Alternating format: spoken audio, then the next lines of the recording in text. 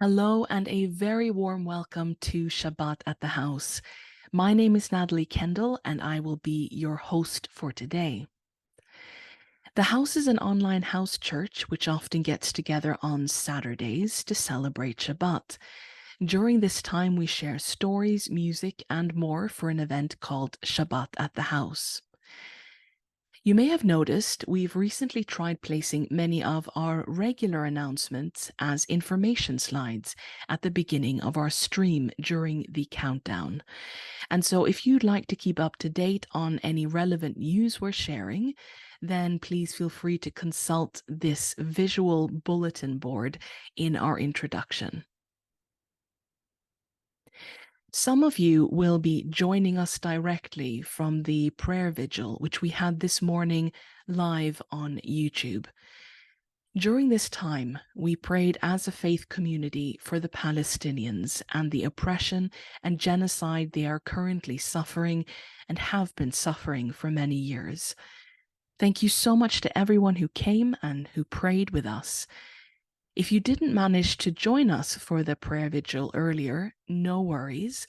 We'd invite you to continue praying in the coming days and weeks for the Palestinian people and to inform yourselves about what's happening and showing your support in whatever way you're able to. If you do wish to learn more, we recommend downloading the TikTok app and searching for videos under the hashtag #FreePalestine. That way, you'll get live first-hand accounts and updates. And the reason we recommend TikTok as an app is because it's one of the few platforms experiencing less shadow banning of this topic. For example, in comparison to Facebook, Instagram, and many Western news channels. So let's stay informed and stay active in our support of the Palestinians. Coming up this morning, we'll be exploring a story found in Numbers chapter 21, among other things. Let's begin our time together by singing the song No Liturgy.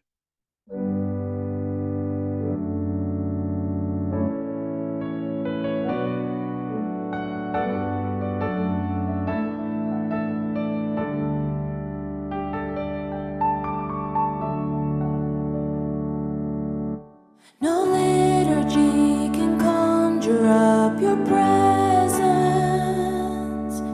No words can bind your will to any man. We can't control your favor with tradition. No ritual could ever force your hand. But you come close, because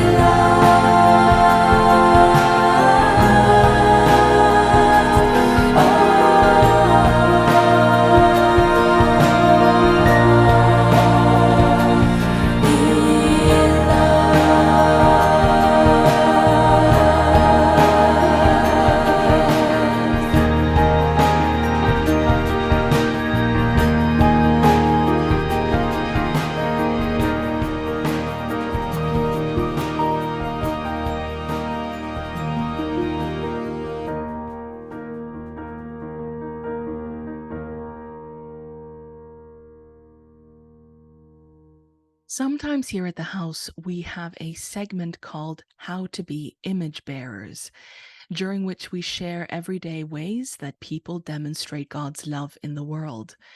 Today's example is a tweet shared by a mother named Naomi Rovnik. She writes, "My boy is autistic, and his drama group have adapted Twelfth Night to write a part for him, where he runs on stage and interrupts the dialogue to reel off lists of facts about the play. Knowing loads of facts is his superpower. He loves his part." May we be inspired by this creative way to include someone and this loving example. Let's now sing together Pray With Me, and then we'll talk with God together afterwards.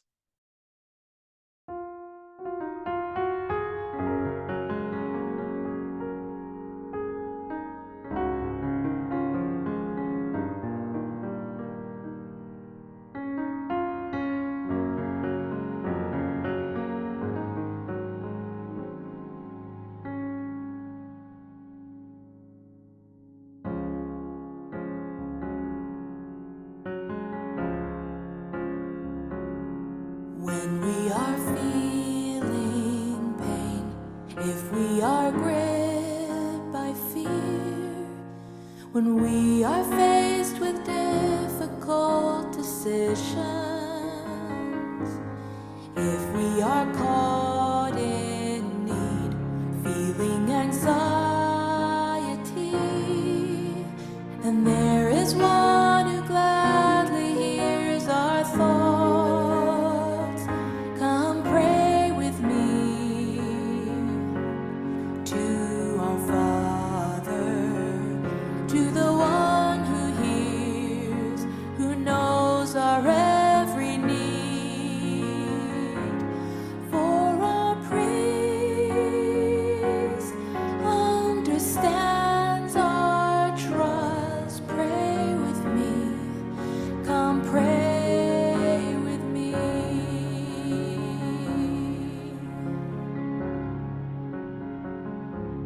There in a quiet place, or in the noise of the day, our heart can seek His wisdom when we lack it. Both in our thankfulness and in our days of doubt, the Spirit prays the groans we can't pronounce. Come pray with me to our Father, to the one who hears, who knows our every need. For our priest understands our trust. Pray with me. Come pray. And as we pray, may we learn to hear. Come pray with me to our Father, to the one who hears, who knows our every need. For our priest understands our trust. Pray with me. Come pray with me. For our priest understands our hearts. Pray with me. Come pray with me.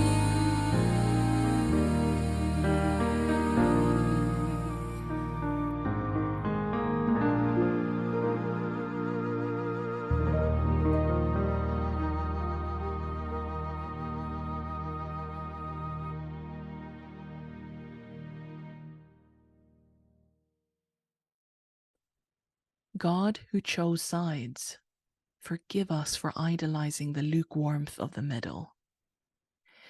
We wear it as its own brand of superiority, believing it makes us virtuous and rational and above the fight. But Lord, help us to remember there are those things worth fighting for, that you are a God who does not only hold peace, but division, that you entered the world and showed us what just and loving choice and protest looks like. Grant us that wisdom which allows us to perceive when our desire to not choose sides is rooted more in fear than it is justice or righteousness. Let those of us who have been trained to think the middle is holy ground find you as we gain the courage to walk away. And as we do, help us not become enslaved to any new position or stance, that our lives, bodies, and choices would ever align with what we believe to be true and good and beautiful. Move our souls in the holy integrity of you. Amen. Now let's dive straight into our story for today. Our story today is taken from the book of Numbers, chapter 21. Our setting is the desert of the Sinai Peninsula, where we find encamped a people called the Israelites. These are a people who were slaves not long ago in the land of Egypt, but God stepped in, defeated their oppressors, and brought them out of there with the promise of leading them to their own land, their own home, where they might live free. During the years that the Israelites wandered through the wilderness, an event took place recorded in Numbers 21, namely, venomous snakes came into the camp and bit them, a bite which would prove fatal to many. When this happened, the Israelites approach Moses, their leader, and urge him to ask God for help. We can read this in verse 7. Pray that the Lord will take the snakes away from us. So Moses prayed for the people. In response, God instructs Moses to make a snake figure and place it on a pole. The Lord said to Moses, "Make a snake and put it on a pole. Anyone who is bitten can look at it and live." So Moses made a bronze snake and put it on a pole. Then, when anyone was bitten by a snake and looked at the bronze snake, they lived. Our story continues, and God keeps his promise. He gives the Israelites the home he said he would, and the people end up settling there. We can read about this in Joshua 21. So the Lord gave Israel all the land he had sworn to give their ancestors, and they took possession of it and settled there. The Lord gave them rest on every side, just as he had sworn to their ancestors. Not one of all the Lord's good promises to Israel failed. Every one was fulfilled. Promises kept, a new home, a settled people. The future seems bright. But it would seem that Numbers 21 isn't the last we've heard of the bronze snake, because it crops up again in the book of 2 Kings. In the 3rd year of Hoshea, son of Elah, king of Israel, Hezekiah, son of Ahaz, king of Judah, began to reign. He was 25 years old when he became king, and he reigned in Jerusalem 29 years. He did what was right in the eyes of the Lord, just as his father David had done. He removed the high places, smashed the sacred stones, and cut down the Asherah poles. He broke into pieces the bronze snake Moses had made, for up to that time the Israelites had been burning incense to it. It was called Nehushtan. So, after the Israelites settle in this region called Canaan, there is a period where judges rule the people. And following that, a royal house is established, so the people are thereafter ruled by kings. The first being King Saul, followed by David, and so on. And the passage we just read mentions a king named Hezekiah. He is of the line of David. We are told that this Hezekiah did what was right.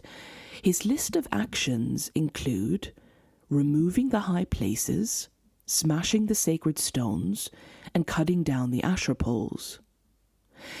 Now, these places and items are referring specifically to idolatry and the worship of other gods. Gods worshipped by neighboring peoples living in Canaan and then typically adopted by the Israelites.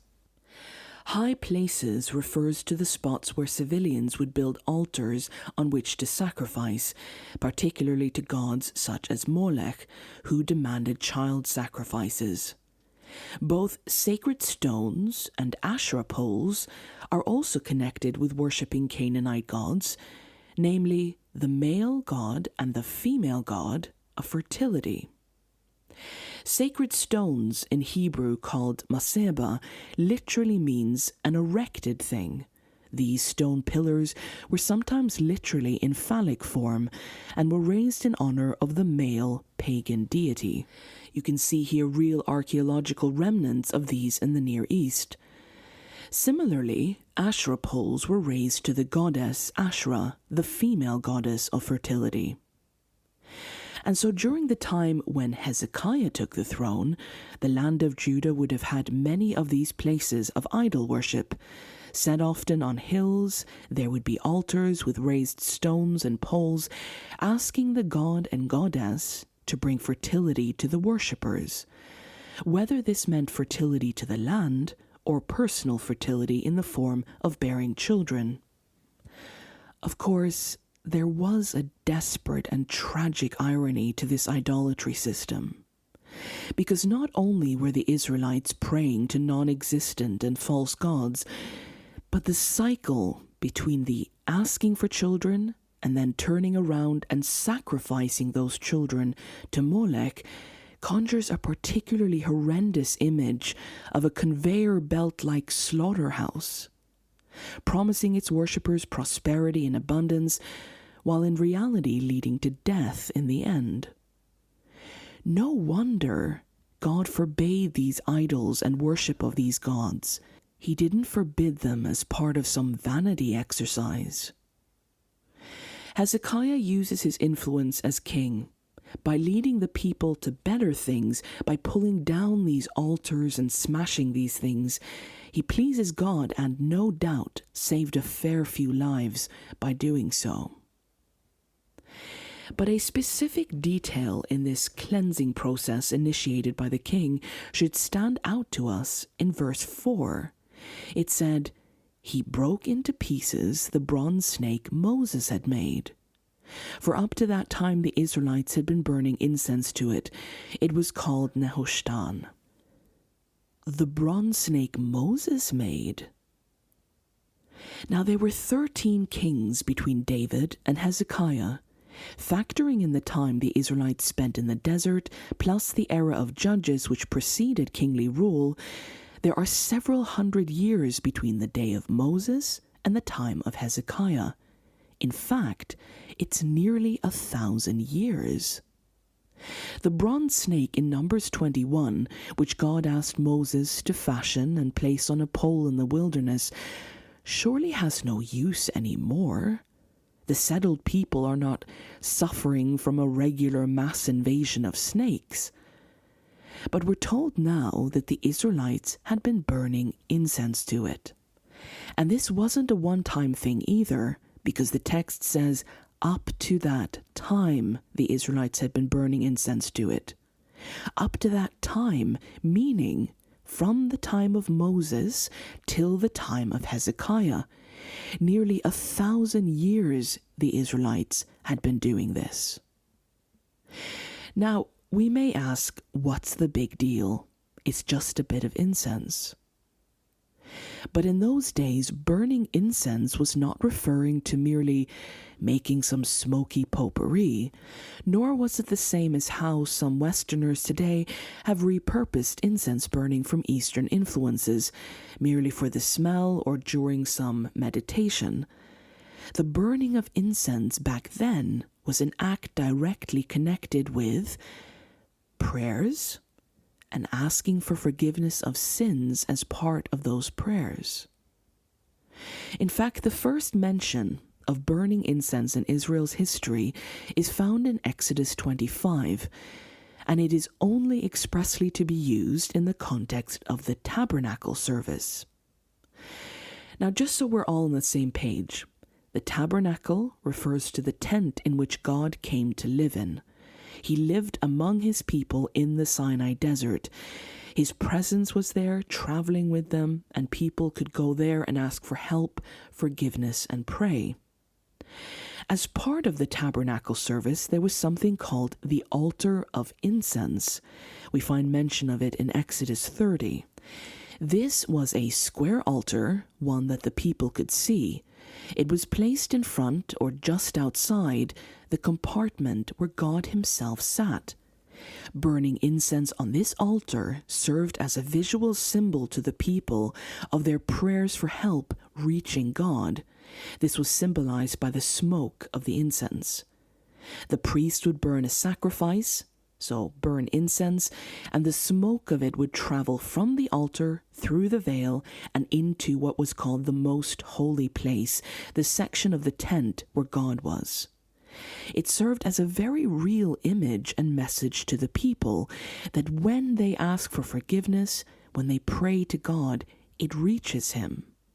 That whenever someone prays, he hears them. That this God is not some God far away, up in heaven or beneath the earth, who cannot be reached by our thoughts and needs. And, on top of that, the thing which was burned on the altar of incense was the sacrifice. An animal sacrifice symbolizing the cost it takes for God to be close to humanity. And so as we can see, burning incense to someone or something was no small deal in Israel, but had great symbolic and historical meaning attached to it. And so if Israelites since the time of Moses until Hezekiah are burning incense to this bronze snake figurine, it means that they are praying to it. It means they are likely sacrificing to it. As we said, burning incense in those days didn't mean they are lighting the tips of some incense sticks they bought in their local store. That is what modern incense is. No, it meant they are making sacrifices to it and burning the sacrifices, thus producing the incense smoke. This also means they are asking this figure for some form of help and forgiveness of sins. In fact, this practice had developed into a cult, a snake cult in Jerusalem, a cult built around the worship of this object. Semantic scholars such as Karen Randolph-Joines demonstrate that the snake cult in Jerusalem was in fact not unique in its utilization of the bronze serpent as an idol. At least 7 such snakes have been today found in various pre-Israelite surrounding cities, meaning that the symbol of a snake as an idol wasn't a new thing. Other peoples living in Canaan had been worshipping such idols for years. But, of course, one might argue the Israelites had real cause to revere this object, because they had a certain experience with this particular bronze snake, didn't they? They may have thought, yes, God has forbidden us from worshipping other images and idols, but this is different. For one, it was God himself who instructed Moses to create it. It was God himself who told our ancestors to look to it for healing when they'd been bitten by snakes. And when they looked, didn't it work? Weren't they in fact healed? That's what our history says. The bronze snake had, in fact, been the object used for their forefathers' healing and forgiveness those many years ago. So surely this particular idol was different. It had imbued meaning and power. We mentioned that snake idols were not a new Israelite invention, but that it was found in other people's cultures in Canaan. On top of that, the Israelites in the Sinai desert in the days of Moses would have carried with them associations with snakes from where they were coming from too, from Egypt. Serpents were seen by Egyptian rulers as symbols of life, healing, and protection. Deities and kings were often pictured with uri, serpent heads on their foreheads, or otherwise pictures in association with protective uri. The image of a protective uraeus would have made sense to the newly freed slaves just leaving Egypt. They'd seen the serpent on Pharaoh's crown, on the hieroglyphics they painted on Egyptian walls. This image would have made sense to them. And all these reasonings and associations would have fueled the snake cult in Jerusalem, which was still alive and kicking, of course, in the time of Hezekiah. In fact, many of the royal officials in Judah made use of the winged uraeus in seals and seal impressions, of which archaeological artifacts still exist today. Suffice to say, the image of the snake being connected with healing and protection was prevalent in Israel's Egyptian past, wilderness wandering past, the cultures which surrounded them, and presently in the form of the snake cult in Jerusalem. So the question bears asking, if God had told his people not to worship any idol or any other thing than him, why on earth would he ask Moses to make a snake on a pole? And why would he ask those bitten by snakes to look at it for healing in the first place? After all, it seems rather absurd to be asked to stare at an image of the very thing that's killing you in order to heal you, to be presented with a solution that takes shape of the problem. Doesn't asking snake-bitten people to look at a snake to be healed feel almost like mockery or irony or merely strange? The answer lies in understanding a few things, beginning with the use of symbols. A symbol is a thing that represents or stands for something else, especially a material object representing something abstract. Symbolism is the use of symbols to represent ideas or qualities. So often a physical material thing that can be perceived and interpreted by our senses, representing a larger unseen and perhaps abstract meaning or force. Human beings are drawn to symbols. From the beginning, we have sought meaning behind the plain, attaching great religious, existential, emotional meaning to the things we see around us, seeking patterns in the world and the larger significance behind the perceivable.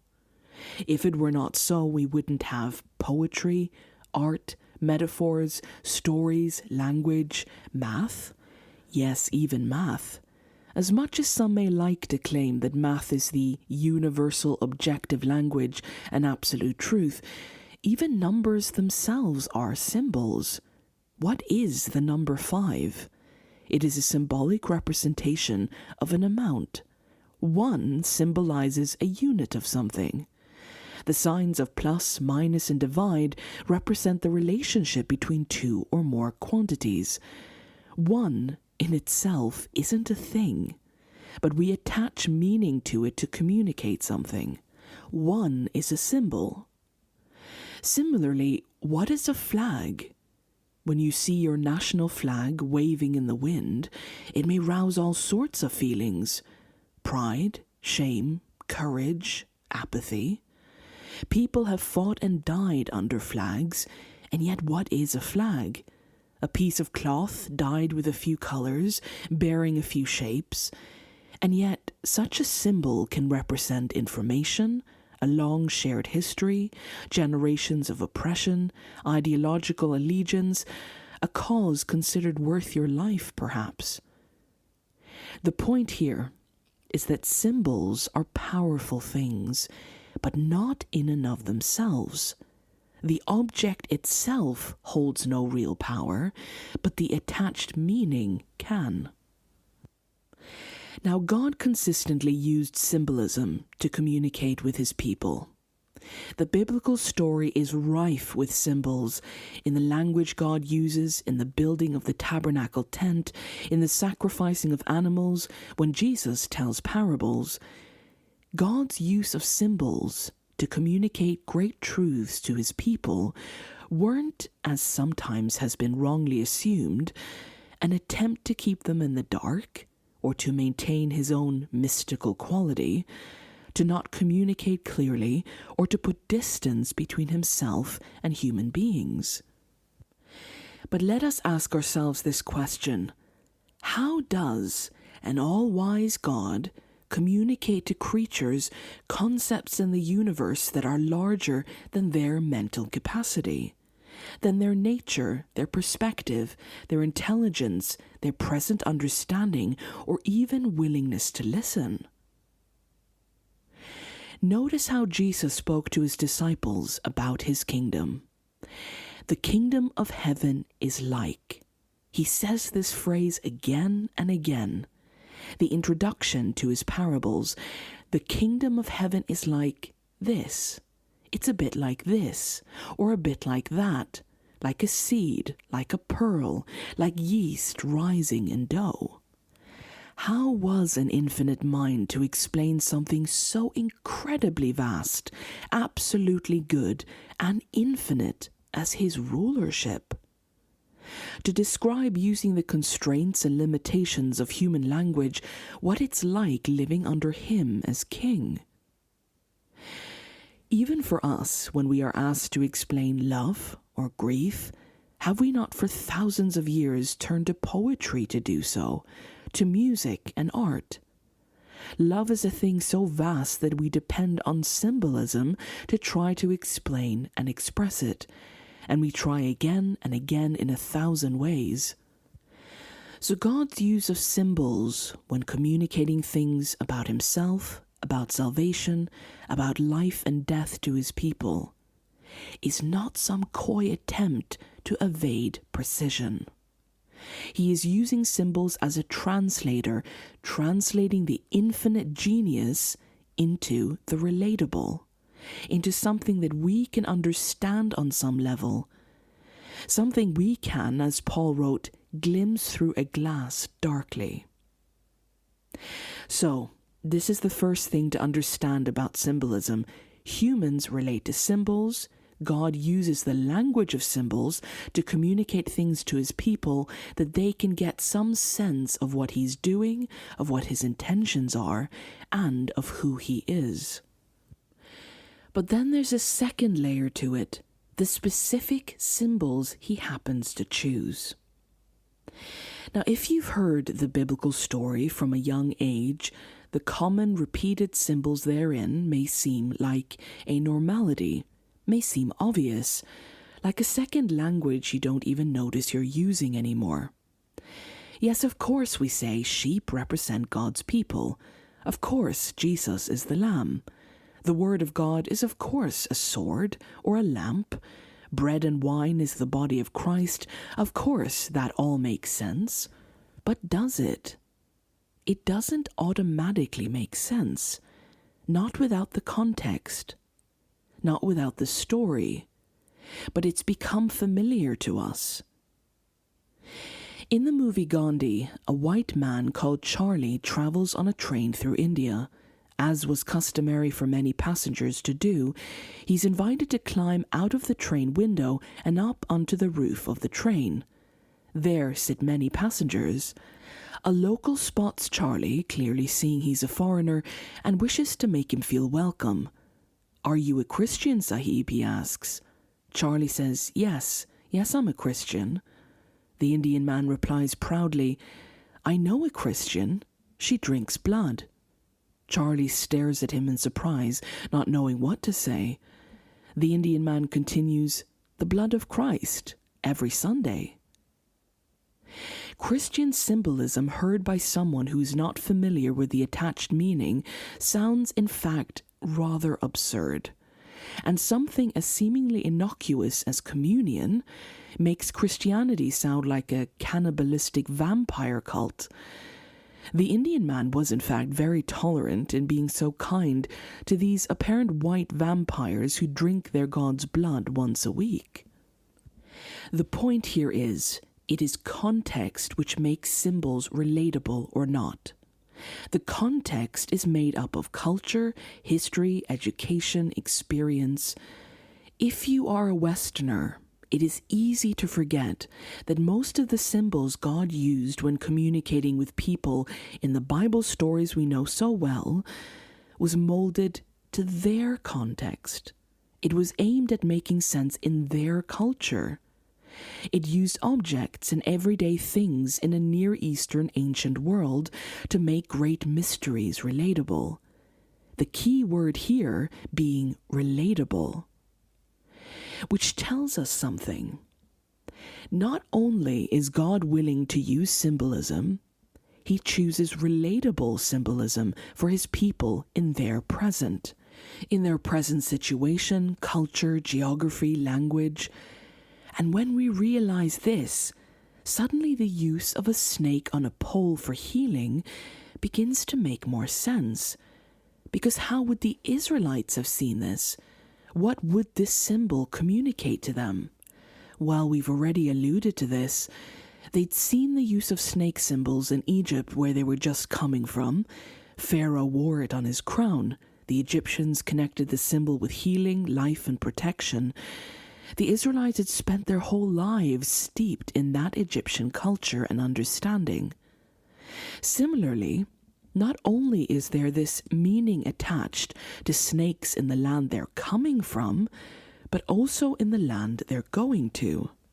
The surrounding peoples and cultures in Canaan also looked to the image of the snake for forgiveness, healing, and help in the form of idols.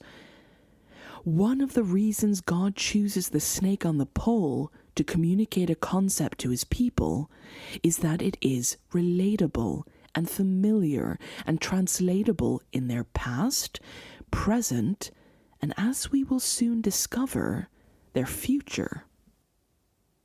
Now the question then becomes, in Numbers 21, God asked his people to look to this symbol in faith in order to be healed.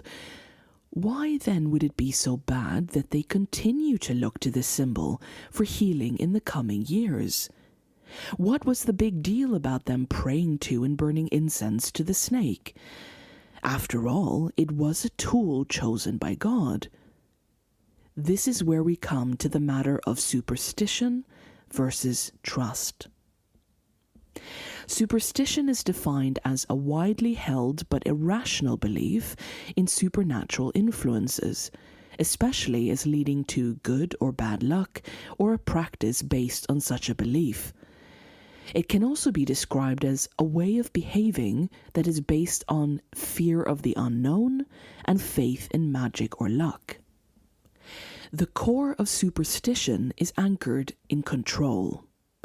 It is the belief that you as a human can somehow manipulate greater spiritual forces to make things work in your favor.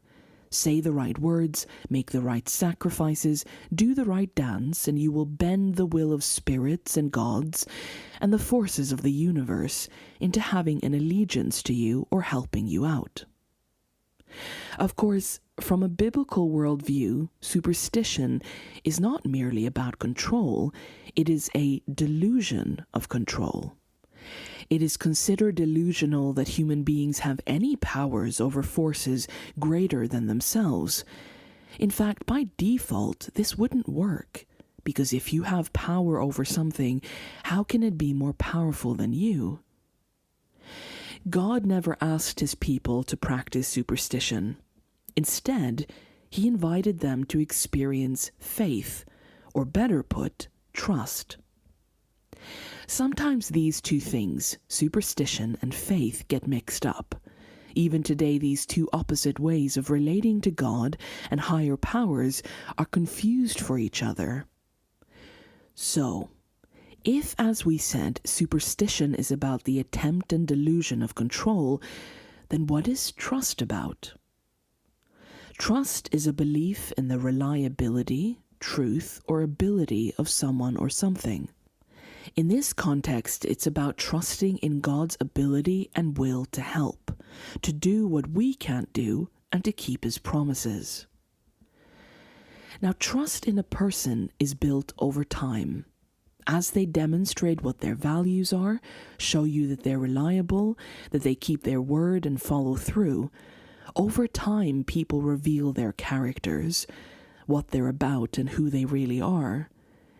And this is where the narrative in Numbers 21 reveals yet another layer to this story.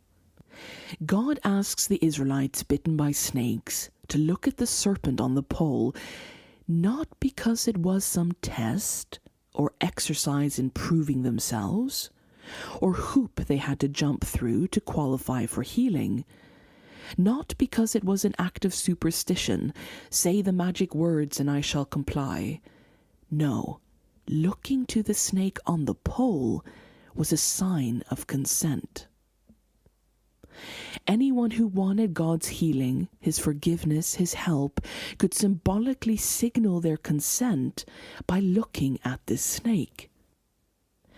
Even in the process of healing his people, God is showing them, teaching them something about himself, that he values their free will, and that trusting in him has to do with consent and not control. This is who they're being invited to trust in, a deity who protects and values their consent. That's what we're being asked to have faith in. That's the kind of relationship he's inviting all people into.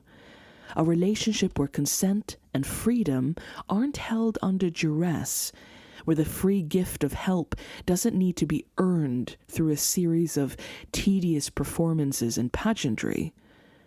Consent is a cornerstone to true relational trust. Without it, it's just holding good things hostage. The final layer to the beauty behind God using this snake on a pole to heal his people has to do with foolishness, foolish things. If we look again at Numbers 21, asking a snake-bitten people to look at a snake in order to be healed sounds pretty foolish. We already asked the question, why use the image of the problem to solve the problem? It seems like nonsense, like foolishness. And the truth is, this is not the first time God uses seemingly foolish things to do great and meaningful things. Later on, Paul even states this outright in his first letter to the Corinthian church.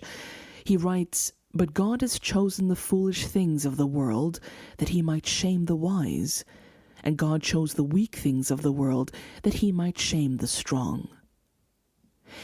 Now, is the idea here that this particular God enjoys the unwise and the ineffective?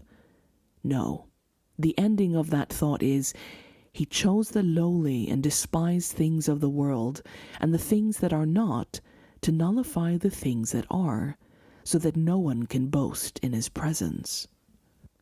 You find this theme repeating itself over and over again in stories in both the Old and New Testament. If a situation seems impossible, God almost makes it more impossible, to prove that what he's doing is not done through the strength, the seeming wisdom and capability and power wielded by men. It's him driving the point home. If God promises that he will rain fire from heaven to light Elijah's altar, he instructs Elijah to douse the altar in buckets of water. If God is going to call a people, it will be the descendants of an old couple who cannot have children. If God himself will become a human being and be born on earth, let it be to a virgin. God is communicating so that there's no doubt that I'm doing this impossible thing, that you can trust me to do impossible things. Let me stress the point of impossibility by using what people consider foolish, weak, incapable, dismissible, lowly, despised, and non-existent. And if there's any theories about it being man-made or man-achieved, the way through which it's done puts those thoughts to rest. Basically, no one can boast about it. No one will be able to boast that they made it happen. God sometimes uses foolish things, absurd things, almost as a way to demonstrate that it's not the thing itself. It's almost like an anti-superstition lesson, that it's not humanity's wielding of the thing itself that is doing the impossible, to put to bed any ideas about superstition. Instead, he's communicating that he's worthy of our trust. It is him doing it. It is his power, his ability, his choice that is doing it. And that it is not a thing which we can control, but a thing in which we can put our trust. And this is where we come to King Hezekiah. As he takes the throne nearly 1,000 years after Moses' days, he demonstrates in 2 Kings that he understands this. He removed the high places, smashed the sacred stones, and cut down the Asherah poles. He broke into pieces the bronze snake Moses had made, for up to that time the Israelites had been burning incense to it. It was called Nehushtan, which in Hebrew means a brazen thing, or a mere piece of brass. For all these years the Israelites missed that the bronze snake in the desert had been merely a symbol, and that it was God, not the snake, that had cured them. It had been an invitation to consent, and they had turned it into an object of control. The bronze snake had been a tool which God had used and didn't have any power in itself. In order to deliver the people from their infatuation with this thing and impress them with the idea of its worthlessness, Hezekiah called it, in contempt, Nehushtan, meaning a mere piece of brass. Just a lump of bronze, just a thing. It's him saying to the people, it's just a thing. After the bronze snake is smashed to pieces, we might assume that it would be the last time we hear of it. But lo and behold, 700 years later, it crops up again in the story, and it is referenced by none other than Jesus. In John chapter 3, a Pharisee steals quietly through the Judean night. He's coming to speak with Jesus in secret. Many of his religious order condemns Jesus, but Nicodemus is captured by Jesus' teachings and wishes to speak more to him. During their conversation that night, Jesus talks about his kingdom, about being born again, how the Spirit of God moves. To do so, he makes use of imagery and symbolism. And then in verse 14, he says the following: "And as Moses lifted up the serpent in the wilderness, so must the Son of Man be lifted up, so that everyone who believes in him may have eternal life." And it is after this verse that we find perhaps one of the most famous Bible verses of all. "For God so loved the world that he gave his one and only Son, that whoever believes in him shall not perish but have eternal life." Jesus connects himself with the story in Numbers 21. When he uses the phrase, the Son of Man, he's referring to himself. And he's talking here about his crucifixion. How soon he too will be raised up, hanging between heaven and earth on a wooden pole or cross. And he says, just like the snake was raised, and those who looked on it in trust were healed, so those who look at me will be healed.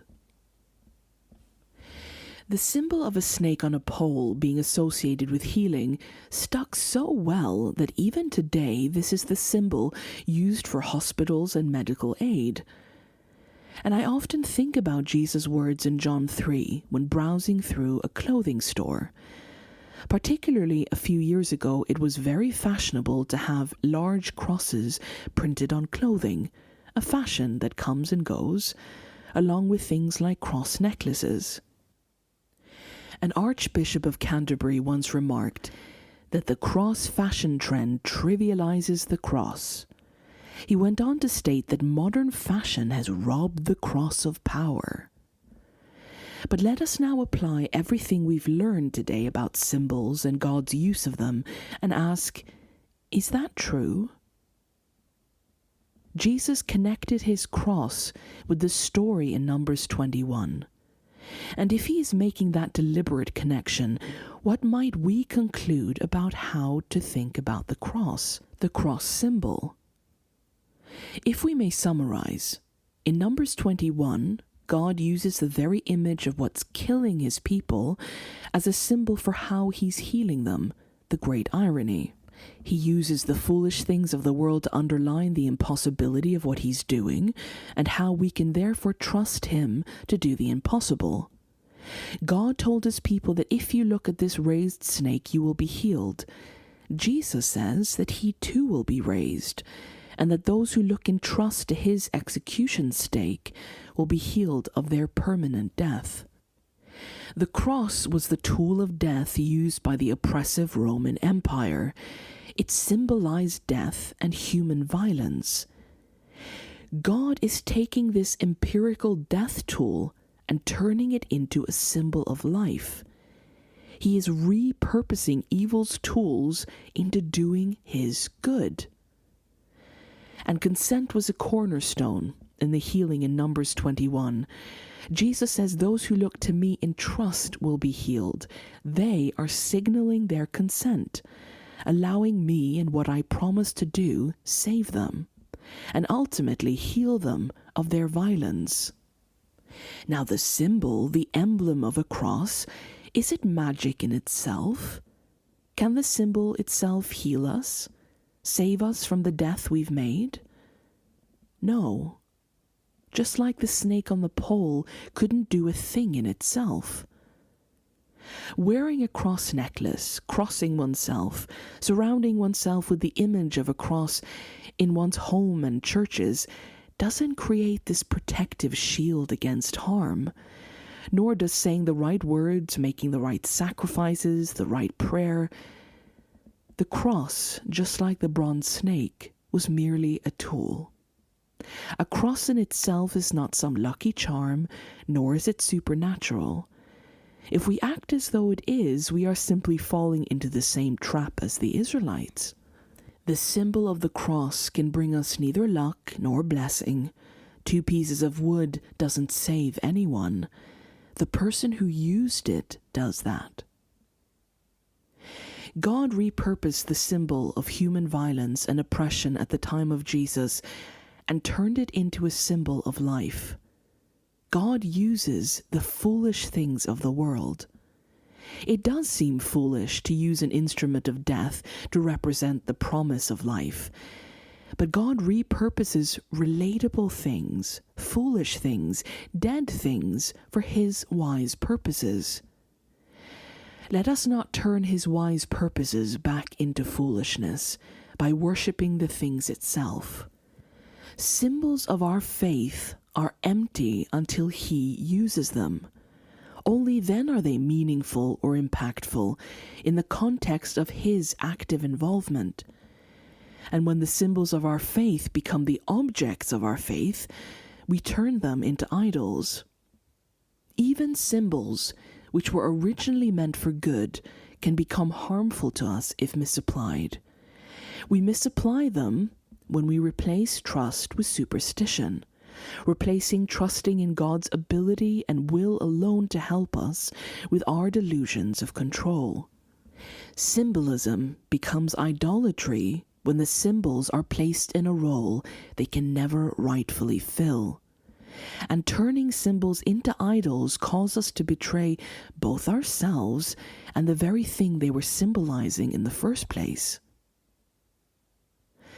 Let us today consider our relationship to symbols, the symbols in our lives, in our faith, in our churches, in our ideology. Have we made them into more than they should be? Has superstition crept into our trust, into our relationships to religious imagery, baptism, communion, prayer, worship, flags? Do our symbols point us to God, or do we give them a role they could never succeed at filling? Do we take foolish things, which God in the past and the present used impossibly for good, and wrongfully aim our allegiance and trust at them instead? Let us be reminded of a God who is so humble, he's willing to use relatable, imperfect, finite language and imagery to communicate with us, a God who centers relationship and consent in his offer of healing and help, and a God who assures us that he can do the impossible by turning death and foolishness and violence back on itself. May our trust not be hijacked in the service of symbols, but be redirected to the God using them. And if we have wrongfully aimed our trust, prayers, and hopes at the foolish things, may we be reminded of the story of the snake on a pole in Numbers 21, and like King Hezekiah, declare them to be Nehushtan, mere brazen things.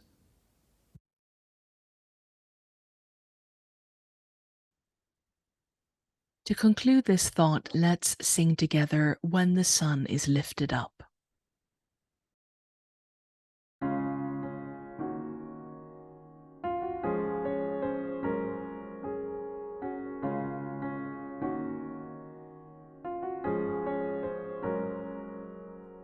Like the people in the desert, we have poison in our veins.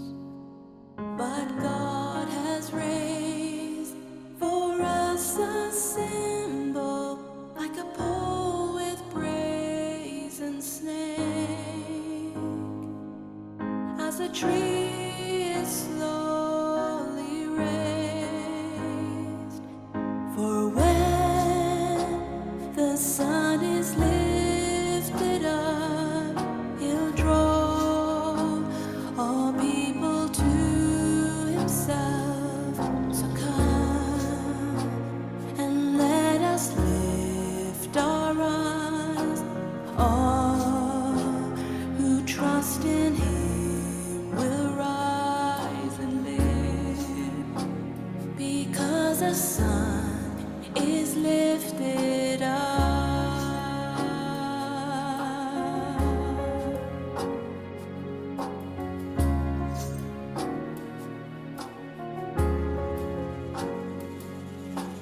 Earth and heaven were divided by the rift of our hate, but he abridged, he comes uniting, and he comes to make a way, for he comes to be the way. For when the sun is lifted up, he'll draw all people to himself. So come and let us lift our eyes. All who trust in him will rise and live, because the sun is lifted up.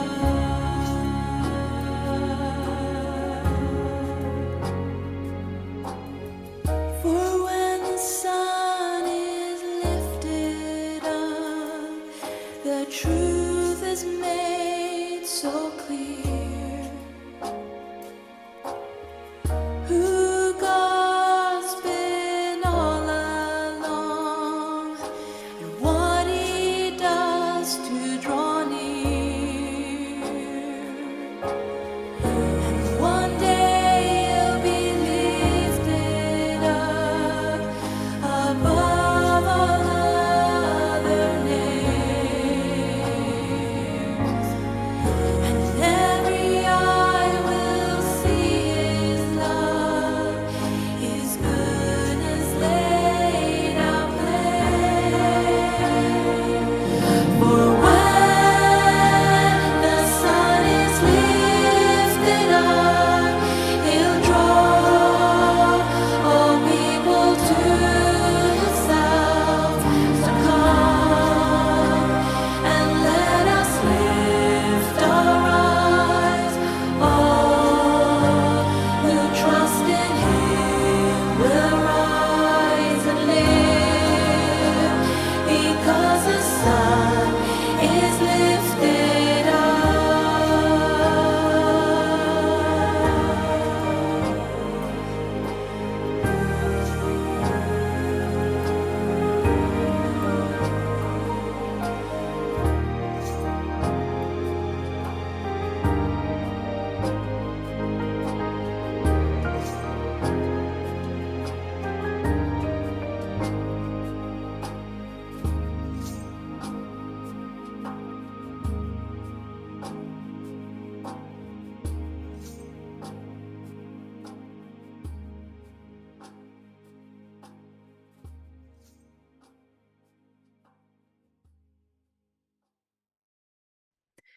Thank you so much for joining us this morning, both for Shabbat at the house and earlier for the prayer vigil. If you're looking for ways to support the Palestinians and the Free Palestine movement, one of the best things you can do right now is to not stop talking about it. Becoming informed and sharing what's happening on all your social media accounts, as well as boycotting. You can find more information about that on TikTok, as I mentioned earlier. There may be those who wish to donate and send aid to the concentration camp of Gaza, but any aid we send is sadly either not allowed in by the Israeli government, is kept from the people who need it, or sold to the Palestinians for massively inflated prices. So the best thing you can do right now is post about it online, talk about it in conversation, read, research, learn about the facts of the Palestinian oppression. That is how we combat misinformation and remain allies and a voice for those whose voices are being silenced. May the love of Jesus go with you. May the God of relatable communication, of justice and goodness go with you. May he inspire you, move you, and comfort you. Until next time, we wish you Shabbat Shalom. His good.